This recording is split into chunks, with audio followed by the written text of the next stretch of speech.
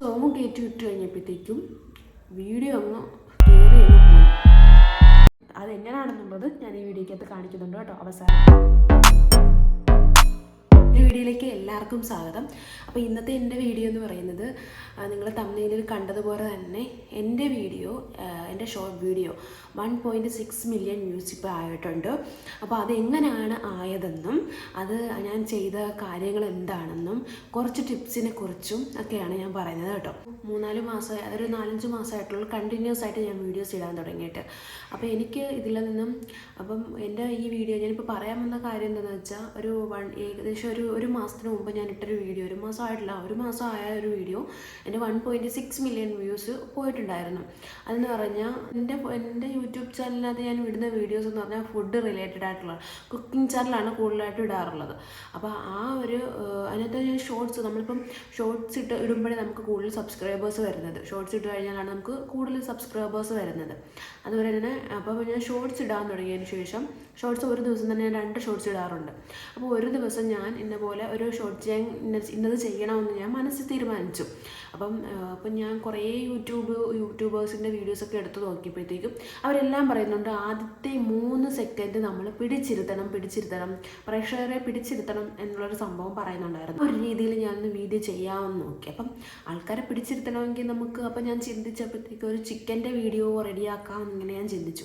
ഒരു ചിക്കൻ വെച്ച് നമുക്ക് അമ്മിക്കല്ലിൽ അരച്ച് ആ ഒരു മൈൻഡ് ചെയ്യുന്ന സമയത്ത് ആ ഒരു ചിന്ത ആ സമയത്ത് എൻ്റെ മനസ്സിൽ വന്നു. അപ്പോൾ എനിക്ക് ഞാനിപ്പോൾ ഒറ്റയ്ക്കാണ് വീഡിയോസൊക്കെ എടുക്കുന്നത്. അപ്പോൾ ഒരാളും കൂടി എനിക്ക് വീഡിയോസൊക്കെ എടുക്കാൻ വേണം എന്നുള്ളതുകൊണ്ട് എൻ്റെ ഹസ്ബൻഡ് നാട്ടിൽ വന്ന ശേഷം ഞാൻ അതിൻ്റെ അടുത്ത ദിവസം തന്നെ ഹസ്ബൻഡ് വന്നതിൻ്റെ അടുത്ത ദിവസം തന്നെ ഞാൻ ആ വീഡിയോ ചെയ്യാൻ തീരുമാനിച്ചു. അപ്പം അങ്ങനെ നമ്മൾ ആ വീഡിയോ എടുത്ത് അന്നത്തെ ദിവസം വൈകുന്നേരം ഞാൻ വീഡിയോ ഒക്കെ എഡിറ്റ് ചെയ്തു. വോയിസ് ഓവർ കൊടുത്താണ് ഞാൻ സാധാരണ വീഡിയോസ് ഇടുന്നത്. സോങ് കയറ്റിയും ഇടാറുണ്ട്. അപ്പോൾ വോയിസ് ഓവർ കൊടുത്ത് ഞാൻ ആ വീഡിയോ ഇട്ടു. അപ്പോൾ ഏകദേശം അതൊരു 30 സെക്കൻഡിൻ്റെ വീഡിയോ ഒക്കെ ആയിരുന്നു കേട്ടോ. 30 സെക്കൻഡിൻ്റെ വീഡിയോ ആയിരുന്നു. അത് ഞാൻ ഇട്ടു. അത് പക്ഷേ കയറി കേട്ടോ. 10,000 പേര് കണ്ടിട്ടുണ്ടായിരുന്നു. അപ്പം ഞാൻ കുഴപ്പമില്ല, കയറിയല്ലോ എന്ന് വിചാരിച്ചു. അത്രയെങ്കിലും കയറിയല്ലോ എന്ന് വിചാരിച്ചു. പിന്നെ പിറ്റേ ദിവസം ആയപ്പോഴത്തേക്കും അതിൻ്റെ അടുത്ത ദിവസം ആയപ്പോഴത്തേക്കും ഞാൻ വീഡിയോസ് ഒന്നും എടുത്തിട്ടില്ലായിരുന്നു, ഷോർട്സ് ഞാൻ ഇടാനുള്ളത്. അപ്പോൾ ദിവസം 2 ഷോർട്സ് വീതം ഇടും. അപ്പോൾ ഉച്ചക്കത്തേക്കുള്ള ഇട്ടു, വൈകുന്നേരത്തേക്ക് നമുക്ക് വീഡിയോ ഇല്ല, ഞാൻ എടുത്തിട്ടില്ലായിരുന്നു. അപ്പം ഞാൻ എന്തെടുത്തെന്ന് പറഞ്ഞാൽ നമ്മൾ മുമ്പത്തെ ദിവസം ഇട്ട് ഈ ചിക്കൻ്റെ വീഡിയോ നമ്മളത് ഒരു 18 സെക്കൻഡ് ആക്കിയിട്ട് കുറച്ചിട്ട് അതിനകത്തൊരു സോങ് കയറ്റി ഇട്ടു. ആ സോങ് കയറ്റി ഇട്ട് കഴിഞ്ഞപ്പോഴത്തേക്കും വീഡിയോ അങ്ങ് പോയി. അപ്പം ആ വീഡിയോ കയറാനുള്ള കാരണം എന്ന് വെച്ചാൽ അതുപോലെ തന്നെ ആ മുമ്പത്തെ ദിവസം നമ്മൾ വോയിസ് ഓവർ കൊടുത്താണ് ആ വീഡിയോ ഇട്ടിട്ടുണ്ടായിരുന്നത്. അപ്പം വോയിസ് ഓവർ കൊടുത്ത വീഡിയോ ആണെങ്കിലും 10,000 പേര് കണ്ടിട്ടുണ്ടായിരുന്നു.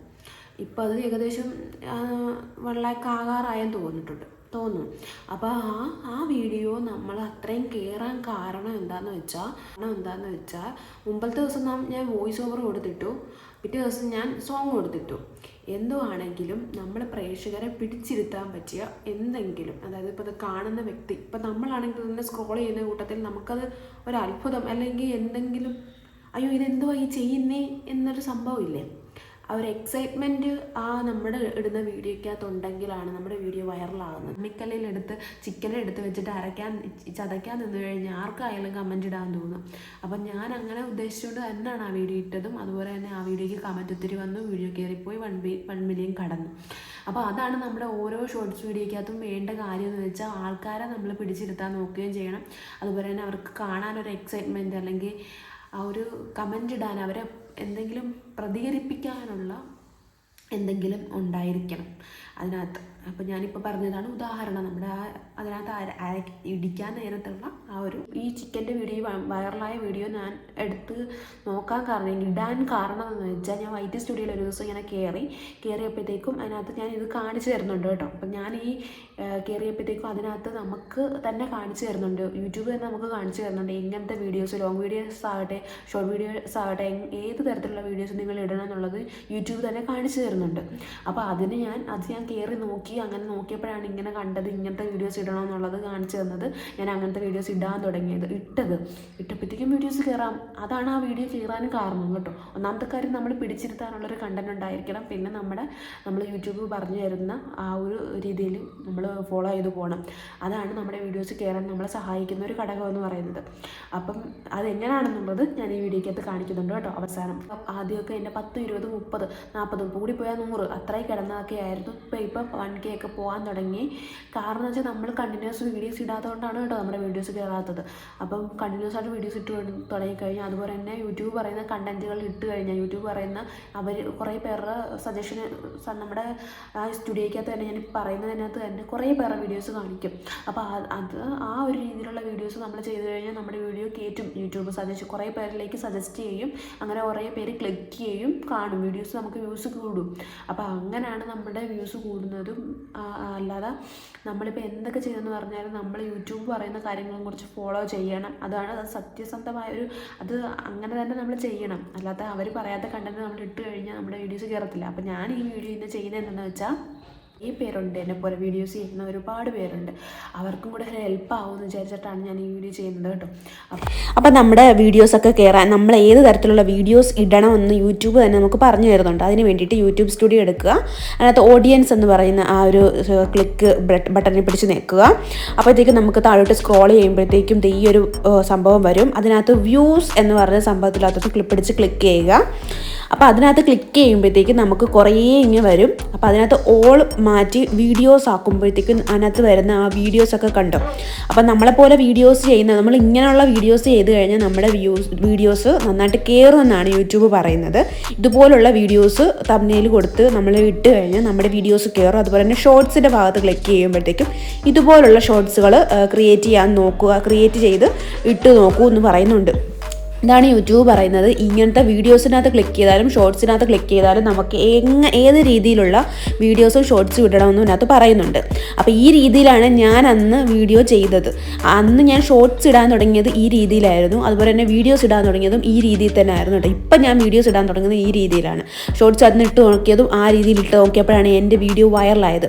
അതുപോലെ തന്നെ ഇവിടെ നമുക്ക് കാണാൻ പറ്റും നമ്മുടെ വീഡിയോ കാണുന്ന വ്യൂവേഴ്സ് ആരൊക്കെയാണെന്ന്. അതുപോലെ തന്നെ നമ്മുടെ വീഡിയോസ് ഏറ്റവും കൂടുതൽ കാണുന്ന മെയില്, ഫീമെയില്, അങ്ങനെയുള്ള കാര്യങ്ങൾ, ഏത് ഏജിലുള്ളവരൊക്കെയാണ് കാണുന്നതെന്നൊക്കെ ഈ സൈഡിലോട്ട് നോക്കിക്കഴിഞ്ഞാൽ നമുക്ക് കാണാൻ പറ്റും. അപ്പം ഈ ഒരു യൂട്യൂബിൻ്റെ സ്റ്റുഡിയോ എന്ന് പറയുന്ന സംഭവം നമുക്ക് എപ്പോഴും നമ്മളെ യൂട്യൂബ് മുന്നോട്ട് കൊണ്ടുപോകാനാണ് സഹായിക്കുന്നത്. യൂട്യൂബ് നമ്മളെ അല്ലാതെ നമ്മളെ ഒരിക്കലും താത്തിക്കൊണ്ട് വരത്തില്ല. അപ്പം നമ്മൾ യൂട്യൂബ് പറയുന്നതനുസരിച്ച് വീഡിയോസ് ചെയ്ത് കഴിഞ്ഞാൽ നമ്മളും കയറും, നമുക്കും വ്യൂവേഴ്സ് ഉണ്ടാകും, നമുക്കും ഏൺ ചെയ്യാം നല്ല രീതിയിൽ. അപ്പം ഇതുപോലത്തെ എന്നെ സഹായിച്ച യൂട്യൂബ് ഇങ്ങനെയാണ് കേട്ടോ. യൂട്യൂബ് എന്നെ നല്ല രീതിയിൽ ഈ ഒരു സ്റ്റുഡിയോയിൽ കൂടെ സഹായിച്ചിട്ടുണ്ട്. അപ്പോൾ അതുപോലെ തന്നെ വേറൊരു സംഭവമാണ്, നമ്മൾ ആദ്യം എടുത്ത സ്റ്റുഡിയോയ്ക്കകത്ത് ക്ലിക്ക് ചെയ്യുമ്പോൾ തന്നെ ഇങ്ങനൊരു സംഭവം നമ്മൾ കാണാം. ആദ്യത്തേനകത്ത് നമ്മുടെ സ്റ്റുഡിയോ ക്ലിക്ക് ചെയ്യുമ്പോൾ ട്രെൻഡ് എന്നും പറഞ്ഞു കാണാം. അതിനകത്ത് ക്ലിക്ക് ചെയ്യുമ്പോഴത്തേക്കും നമ്മൾ ഏത് രീതിയിലുള്ള കണ്ടന്റ് തിരഞ്ഞെടുക്കണം ഇതിനകത്ത് കണ്ടോ. ഇതിനകത്ത് കുറേ എഴുതിയിട്ടുണ്ട്. അതുപോലെ ബ്രേക്ക്ഫാസ്റ്റ് റെസിപ്പി, അതുപോലെ തന്നെ ദോശ റെസിപ്പി, അതൊക്കെ ഇതിനകത്ത് കാണിക്കുന്നുണ്ട് കേട്ടോ. ടോപ്പ് സെർച്ചേഴ്സ് എന്ന് പറയുന്ന സംഭവത്തിനകത്ത് ക്ലിക്ക് ചെയ്യുമ്പോഴത്തേക്കും നമുക്ക് മനസ്സിലാവും ഏതൊക്കെ തരത്തിലുള്ള വീഡിയോസ് നമ്മൾ ഇടണം എന്നുള്ളത് നമുക്ക് യൂട്യൂബ് തന്നെ സജസ്റ്റ് ചെയ്ത് തരുന്നുണ്ട്. ഇതുപോലത്തെ വീഡിയോസ് ഇട്ട് കഴിഞ്ഞാൽ കയറും എന്നുള്ളത്. അപ്പോൾ ഈ ഒരു രീതിയിൽ ഫോളോ ചെയ്ത് നോക്കുക. ഒരു മാസം നിങ്ങളുടെ വീഡിയോസും കയറി തുടങ്ങും. സബ്സ്ക്രൈബ് ചെയ്യുക, ബെല്ലൈക്കൺ അമർത്തുക, തുടർന്നുള്ള വീഡിയോസ് കാണുക. അപ്പം ലൈക്ക് ചെയ്യാൻ മറക്കരുത്. നമ്മുടെ വീഡിയോസ് ഇഷ്ടപ്പെട്ടെങ്കിൽ ലൈക്ക് ചെയ്യണം. അപ്പം മറ്റൊരു വീഡിയോ ആയിട്ട് വീണ്ടും കാണാം. ബൈ.